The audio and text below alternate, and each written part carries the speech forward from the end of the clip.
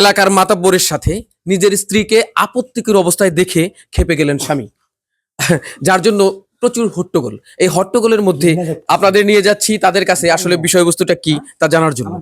আচ্ছা, আহ, আপনি তো খুব রাগান্বিত, আপনি একটু কুল ডাউন হন। আপনি আমাদের বলুন ভাই, যে আপনার স্ত্রী কি করেছে। আপনি যে আমাকে ঠান্ডার কইতাছেন, এর কি ঠান্ডার কথা আর ঠান্ডার কাষ্ট করছে?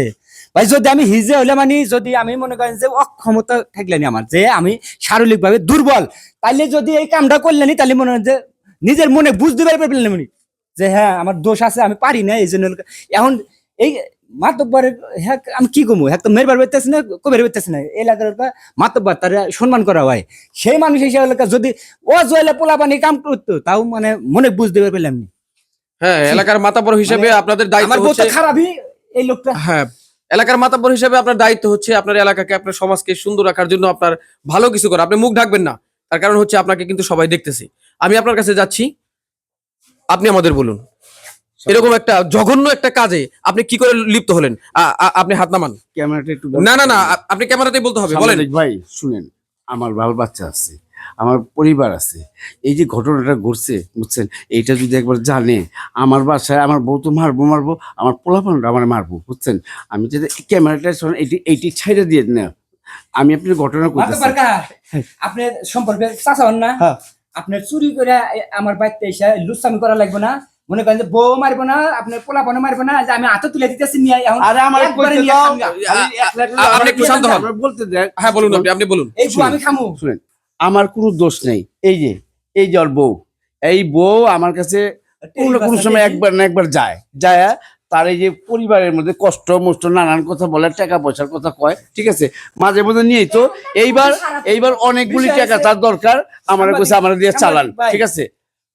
আমার বইয়ের একটু উল্টা পাল্টা জিনিস খাওয়ার অভ্যাস, নেশা করার অভ্যাস, এই মাতব্বর ওইগুলা খায় ভাই। এই যে এই লোকে শুনেন, ওই যে মানুষ ধরা খেলে কত কিছু হয় না, এই কথা বলছে, আসলে এই যে মিথ্যা কথা বলতেছে। হ্যাঁ, আমি বুঝতে পারছি আপনি নেশা করেন, এটা হচ্ছে উনি না বললেও আপনার যে কর্মক্ষেত্র বা কর্মকাণ্ড, এতে আমরা বুঝতে পারছি। তার কারণ হচ্ছে একটু বুঝার চেষ্টা করি। আমি যথেষ্ট বুঝেছি। এই মহিলার টাকা চাইছে, আমি বলছি যে তোমার এতগুলি টাকা দেবো আমি, কি লাভে?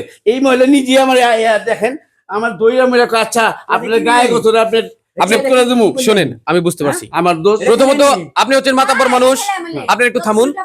আপনি একজন মাতাব্বর মানুষ, আপনার দ্বারা এই সমস্ত কাজ সমাজে হবে এটা একেবারে সমীচীন নয়। আর আপনি যে আপনি আপনার স্বামী আছে, তাকে রেখে আর একটা লোকের সাথে অবৈধ কর্মকাণ্ডে লিপ্ত হতে আপনার লজ্জা করলো না? আপনি কেন এই কাজটা করেছেন বলুন? আমার লজ্জা করে না। কেন করছি জানেন? এই যে এখানে আমার স্বামী আছে, মিথ্যা তো বলতেছে, যাই হোক, সে মিথ্যা হতো, আমি মিথ্যা হতো। এই যে আমার স্বামীটা, তার কাছে আমি কখনো কোনো জিনিস চাইলে পাই না। আমার তো নিজের একটা সকাল ভালো মন্দ কিন্তু জিনিস আছে, একটা ভালো শাড়ি পরতে চাই, ভালো ভাবে সেজে গুজে থাকতে চাই, ভালো খাবার খেতে চাই। সে করে কামলাগিরি, সে কোনো কিছু আমার দিতে চায়। হ্যাঁ, আমি আপনাদের সব বিষয়ে বুঝতে পারছি, আমার দর্শকরা আপনাদের বিষয়টা বুঝেছে। কিন্তু সবচাইতে বড় কথা হলো স্বামী স্ত্রীর মধ্যে বিশ্বস্ততা থাকতে হবে, এবং স্বামী ঠকে যাবে বা স্ত্রী ঠকে যাবে এরকম কাজ আমাদের করা মোটেও ঠিক না। আমাদের বিবাহ বহির্ভূত যে সম্পর্কগুলো আছে এগুলো যদি কেউ থেকে থাকি, তাহলে যেন আমরা নিজেরা ঠিক হয়ে যাই। নিজের সংসারকে সুন্দর করতে হলে, সমাজকে সুন্দর করতে হলে এই সব আমাদের অবশ্যই ত্যাগ করতে হবে। আমরা সুন্দর সমাজ গড়ব। আমাদের ভিডিওটি আসলে নির্মিত হয়েছে আপনাদের সামান্য একটু বোঝানোর জন্য, যে আমরা যেন শুদ্ধ এবং বৈধ পথে থেকে আমাদের নিজের সংসারকে, নিজেদের সমাজকে সুন্দর করি। আপনারা ভালো থাকবেন। আমাদের ভিডিওতে লাইক শেয়ার এই সমস্ত যেন কমতি না পড়ে, তার দায়িত্ব কিন্তু আপনাদের। আবার কোনো ভালো ভিডিও নিয়ে আপনাদের সামনে হাজির হব। ততক্ষণ ভালো থাকবেন।